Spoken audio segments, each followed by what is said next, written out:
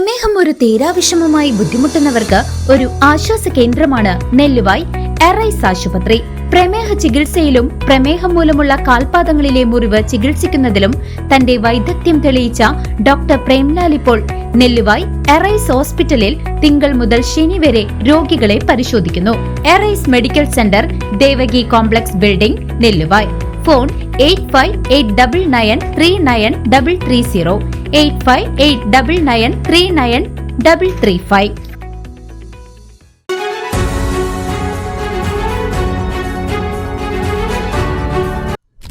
പാർലിക്കാട് വാഹനാപകടം. കൈപ്പറമ്പ് സ്വദേശിയായ ബൈക്ക് യാത്രികന് ദാരുണാന്ത്യം, ബന്ധുവിനെ ഗുരുതര പരിക്ക്.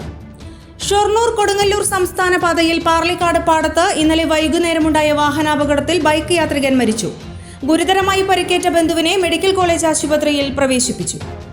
കൈപ്പറമ്പ് പുത്തൂർ വീട്ടിൽ 60 വയസ്സുള്ള ഭാസ്കരനാണ് മരിച്ചത്.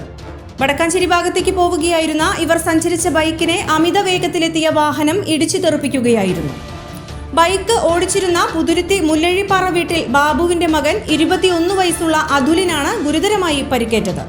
അതുലിന്റെ പിതൃ സഹോദരിയുടെ ഭർത്താവാണ് മരിച്ച ഭാസ്കരൻ.